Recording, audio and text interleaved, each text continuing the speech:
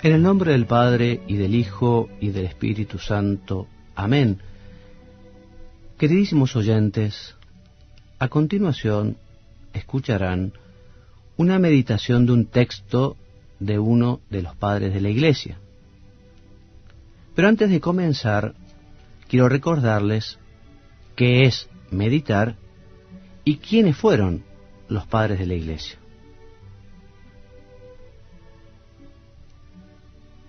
La meditación es una forma de oración, una manera de hablar con Dios.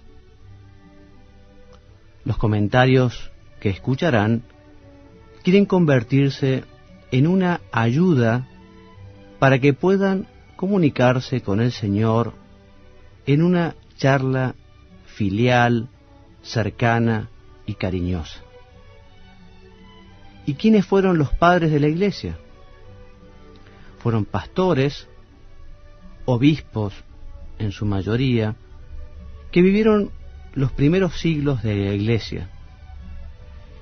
Y ellos, en su predicación, en su enseñanza, en sus escritos, tuvieron que dar respuesta a cuestiones y dificultades morales y teológicas en ambientes muchas veces convulsionados por persecuciones, conflictos internos, por herejías y cismas.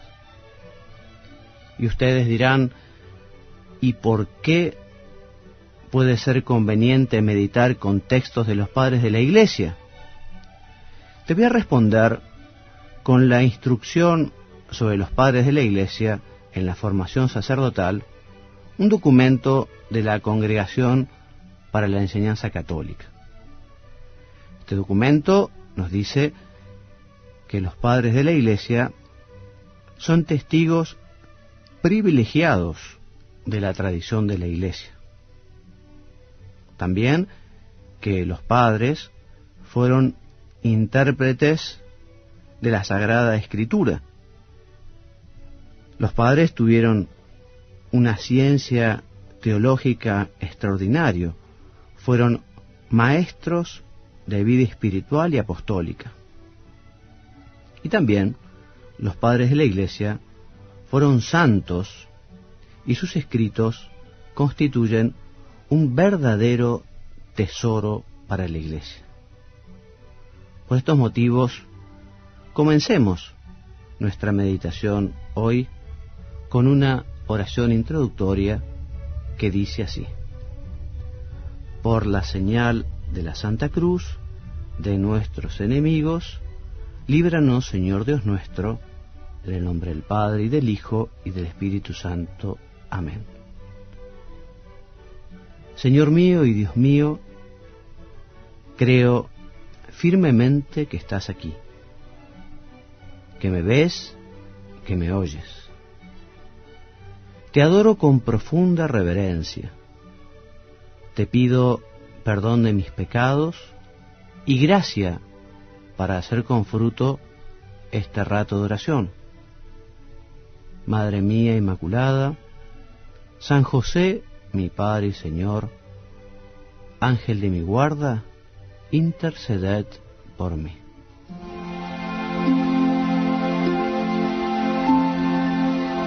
Queridos hermanos, continuamos meditando sobre un texto de San León Magno. Quienes es la primera vez que escuchan el programa, les cuento que la idea es tratar de hacer un rato de meditación, un rato de conversación, de charla con el Señor, aprovechando la riqueza de los padres de la Iglesia. Los padres de la Iglesia fueron en los primeros siglos quienes tuvieron a cargo la importante tarea de defender la fe, de explicarla, de razonarla, y así entre estos hombres santos encontramos obispos, sacerdotes, y que han dedicado su vida generosamente a la evangelización. Ya van 2 las meditaciones de San León Magno que hemos meditado. Y hoy continuamos con el tema de la semana pasada, esto es la Cuaresma. Concretamente voy a leerles un breve texto que es la homilía número 12 sobre el ayuno, que dice así: dice el Señor, amarás al Señor tu Dios con todo tu corazón y con toda tu alma. Amarás al prójimo como a ti mismo. Así pues, reciba el alma fiel la caridad inmarcesible de su autor y rector, y sométase toda su voluntad, en cuyas obras y juicios nada hay vacío de la verdad, de la justicia, ni de la compasión, de la clemencia. 3 obras pertenecen principalmente a las acciones religiosas. Esto es, la oración, el ayuno y la limosna, que han de ejercitarse en todo tiempo, pero especialmente en el consagrado por las tradiciones apostólicas, según lo hemos recibido. Como este mes 10 se refiere a la costumbre de la antigua institución, cumplamos con mayor diligencia aquellas 3 obras de que antes he hablado, pues por la oración se busca la propiciación de Dios, por el ayuno se apaga la concupiscencia de la carne, y por la limosna se perdonan los pecados. Al mismo tiempo, se restaurará en nosotros la imagen de Dios, si estamos siempre preparados para la alabanza divina, si somos incesantemente solícitos para nuestra purificación, y si de continuo procuramos la sustentación del prójimo. Esta triple observancia, amadísimos, sintetiza los afectos de todas las virtudes, nos hace llegar a la imagen y semejanza de Dios y nos une inseparablemente al Espíritu Santo. Así es, en las oraciones permanece la fe recta, en los ayunos la vida inocente y en la limosna la benignidad. Hasta aquí, hermanos, el texto de San León Magno, que trata sobre la Cuaresma y habla de los pilares de la Cuaresma, que son la oración, la limosna y el ayuno. Este tiempo que hemos comenzado el miércoles de ceniza, lo sabemos, es un tiempo de preparación, de purificación, de oración, un tiempo de mortificación, de reconciliación. Tiempo es la Cuaresma de perdonar, un tiempo especialmente recomendado para renovar el corazón, para evangelizar, haciendo apostolado, para ayudar al más necesitado y en lo personal procurar esa penitencia, esa mortificación, ese ayuno y esa abstinencia. Nos decía entonces el santo que 3 obras pertenecen principalmente a las acciones religiosas: la oración, el ayuno y la limosna. De la oración hemos estado y estamos hablando largo y tendido. Sabemos que es esa comunicación con nuestro Padre Dios, esa búsqueda que es especialmente una gracia, porque es Dios el que nos invita y nos ayuda a orar. En el hombre la oración siempre es respuesta. Oración que supone siempre por parte nuestra un esfuerzo, porque debemos ejercitar la inteligencia y la voluntad. Tenemos que poner en juego nuestra imaginación, y así haremos nuestra oración de alabanza al Padre, nuestra oración de acción de gracias, nuestra oración de petición, nuestra oración de diálogo confiado de las realidades cotidianas, de aquellas cosas que nos preocupan, de aquellas cosas que nos interesan. Hablemos un poquito entonces ahora de la limosna. Dice la Escritura, lo dice San Mateo, capítulo 6, versículos 2 y 3, cuando des limosna, no sepa tu izquierda lo que hace tu derecha. El Señor nos invita a hacer la limosna con rectitud de intención, buscando el bien de los demás más que la propia vanagloria. Sabemos que etimológicamente la limosna designa un sentimiento de compasión y el ímpetu que nos lleva a aliviar a todo el que tiene una pena. O sea que la misericordia, la limosna, repetimos, designa ese sentimiento de compasión, de misericordia, de comprensión, de benignidad. Efectivamente, el hombre, cuando realiza la limosna, lo que busca es principalmente, el bien del prójimo, por amor a Dios, no por amor propio. Y puede ser una buena oportunidad este rato de oración, esta meditación, este tiempo de Cuaresma, para preguntarnos cada uno de nosotros de qué manera estamos viviendo la limosna, porque, en fin, cada uno la vivirá como Dios le dé a entender, pero evidentemente la limosna en nuestra vida tiene que tener consecuencias prácticas, se tiene que plasmar en realidades para que no sea un mero cuento. Podemos, como te decía, dedicarnos a dar limosna dando algo material o dando algo espiritual o dándonos nosotros mismos. Cualquiera que sea la manera como nuestra compasión se manifieste, don material, don de nuestro tiempo, don de nuestra amistad, todas esas formas de limosna cristiana serán una obra de justicia fraterna. La limosna cristiana tiene unas determinadas cualidades, como toda virtud, tiene que ser justa en primer lugar. O sea que la limosna tiene que ser hecha con bienes que uno legítimamente puede disponer. Es algo muy lógico, ¿no? Nunca tendrá valor de limosna hecha con bienes de otros, ¿no? Y el Código de Derecho Canónico en este sentido nos dice que todos tienen el deber de promover la justicia social, así como ayudar a los pobres con sus propios bienes. O sea que es de justicia vivir la limosna, es de justicia vivir la ayuda fraterna, sobre todo por parte de quienes tienen más.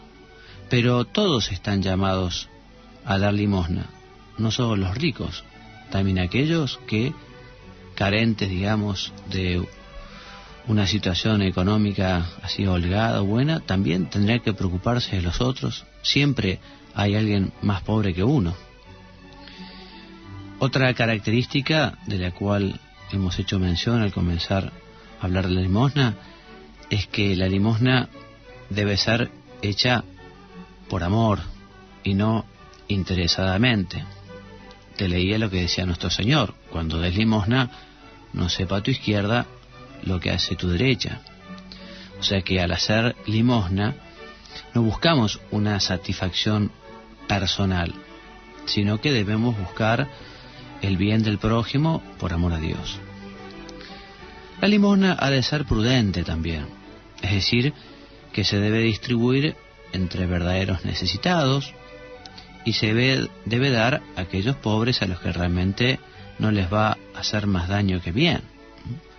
En este sentido, aquel dicho que es más importante enseñar a pescar que el pescado mismo es muy apropiado. Y muchas veces, efectivamente, más que dar algo concreto, quizá una enseñanza o dar un medio para que efectivamente aquella persona logre conseguir bienes materiales con su propio trabajo es algo muy importante. También la limosna tiene que ser hecha con respeto. Evidentemente hay que tener en cuenta la dignidad de aquella persona y hacerlo con mucha delicadeza, con mucha caridad, tratándolos como lo que son, hermanos en Cristo Jesús. Es bueno hacerla a tiempo, hacerla con prontitud cuando lo exige la prudencia, y también es importante dar con alegría, porque Dios quiere al que da alegremente. Y además, recordémoslo, la limosna beneficia más al que da que al que recibe.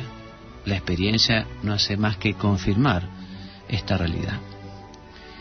También la limosna debe ser secreta, o sea, no hay que proclamarlo a los cuatro vientos buscando la alabanza de los que nos ven hacerla. Es importante que nadie vaya a confundir los deberes de caridad con los deberes de justicia, porque sería un error, por ejemplo, querer suplir con obras de caridad los deberes estrictamente de justicia. Primero hay que cumplir con lo que requiere la justicia. Por ejemplo, si uno debe dinero a alguien, no lo puede disponer para obras de caridad. Y dice en ese sentido el decreto sobre el apostolado de los seglares, el número 8, el documento del Concilio Vaticano II. Para que el ejercicio de la caridad sea verdaderamente extraordinario y aparezca como tal, es necesario que se vea al prójimo, que se ve en el prójimo la imagen de Dios, según la cual ha sido creado, y a Cristo Jesús, a quien en realidad se ofrece lo que se da al necesitado.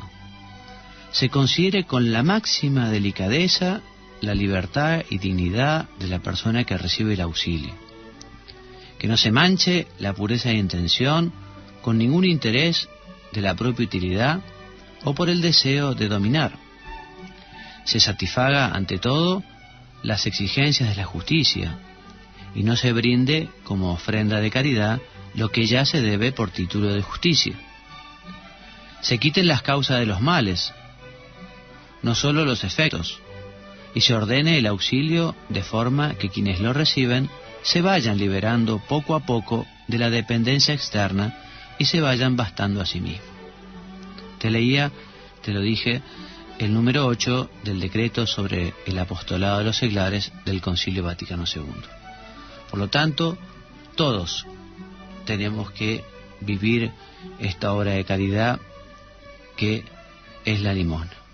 Cada uno según sus posibilidades, porque es Dios que mira el corazón y sabe qué es lo que podemos dar cada uno de nosotros. Nos decía el santo que son pilares de la Cuaresma, la oración, la limosna y el ayuno.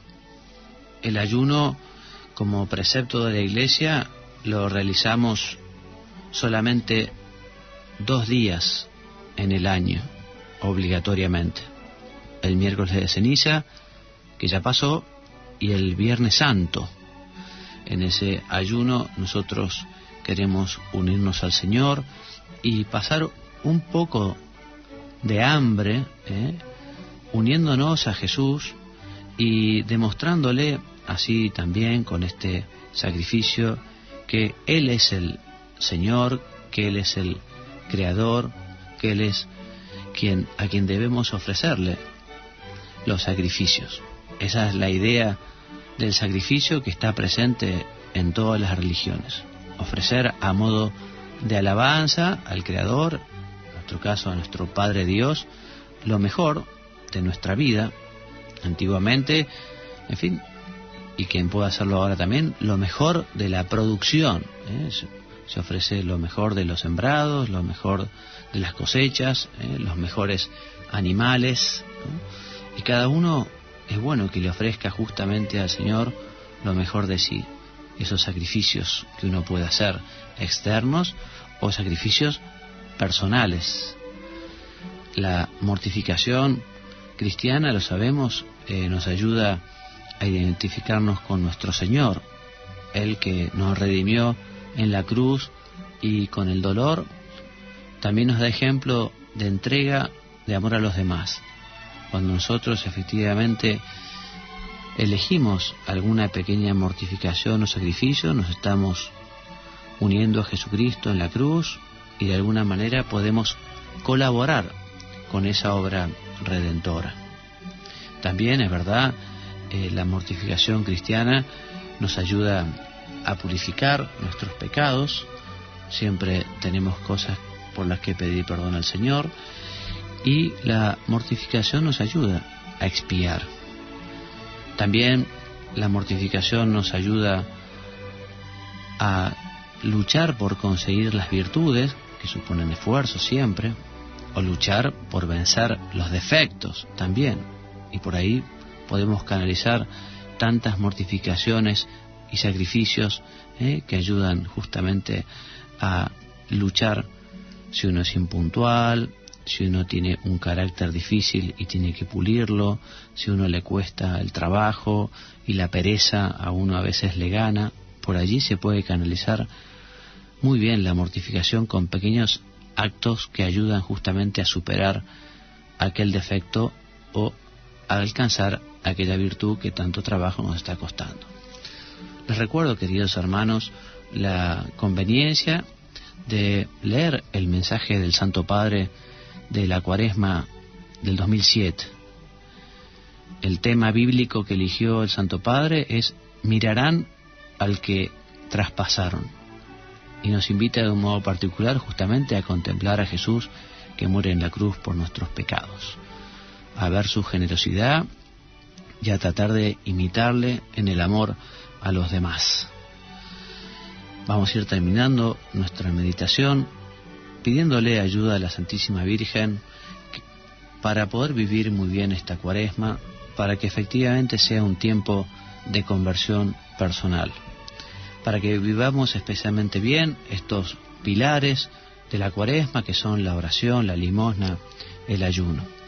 La Virgen estaría tan unida a Jesús, Jesús allí en el desierto, haciendo justamente su ayuno y su oración, y la Virgen en su casa, pero también unido a su Hijo y pidiéndole al Padre por las intenciones de Jesús, pidiéndole al Espíritu Santo también los frutos de toda esa oración de su Hijo.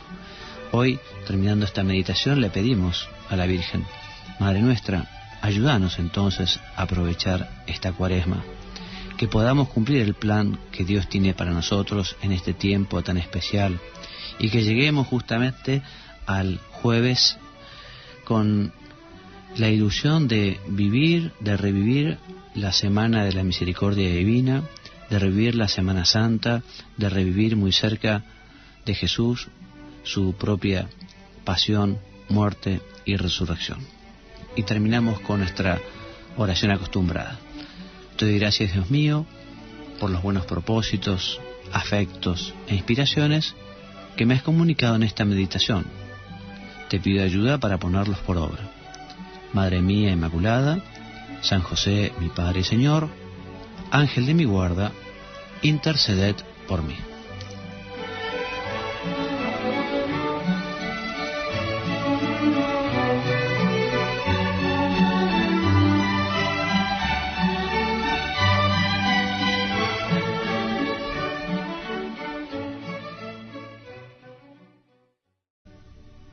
La meditación es una forma de oración, una manera de hablar con Dios.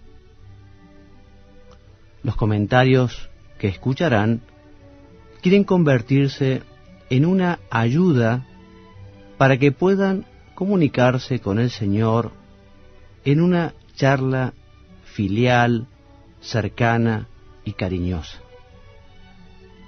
¿Y quiénes fueron los padres de la Iglesia? Fueron pastores, obispos en su mayoría, que vivieron los primeros siglos de la Iglesia. Y ellos, en su predicación, en su enseñanza, en sus que los padres de la Iglesia son testigos privilegiados de la tradición de la Iglesia. También que los padres fueron intérpretes de la Sagrada Escritura. Los padres tuvieron una ciencia teológica extraordinaria, fueron maestros de vida espiritual y apostólica. Y también los padres de la Iglesia fueron santos y sus escritos constituyen un verdadero tesoro para la Iglesia. Por estos motivos, comencemos nuestra meditación hoy con una oración introductoria que dice así: por la señal de la Santa Cruz de nuestros enemigos, líbranos, Señor Dios nuestro, en el nombre del Padre, y del Hijo, y del Espíritu Santo. Amén. Señor mío y Dios mío, creo firmemente que estás aquí, que me ves, que me oyes. Te adoro con profunda reverencia. Te pido perdón de mis pecados y gracia para hacer con fruto este rato de oración. Escritos tuvieron que dar respuesta a cuestiones y dificultades morales y teológicas en ambientes muchas veces convulsionados por persecuciones, conflictos internos, por herejías y cismas. Y ustedes dirán, ¿y por qué puede ser conveniente meditar con textos de los padres de la Iglesia? Te voy a responder con la instrucción sobre los padres de la Iglesia en la formación sacerdotal, un documento de la Congregación para la Enseñanza Católica. Este documento nos dice: